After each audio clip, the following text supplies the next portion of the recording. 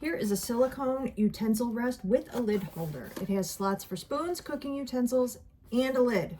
So this was sent to me so I could check it out. I definitely could use something like this. It tells you on the back exactly how to set it up with words and clear pictures. Here's the first step. This just went into here. And then this part slides in here. You have to flip it over and then you can tell exactly where this slides in. And I'm guessing that's just to reinforce the lid holder section, make it stronger than just floppy silicone.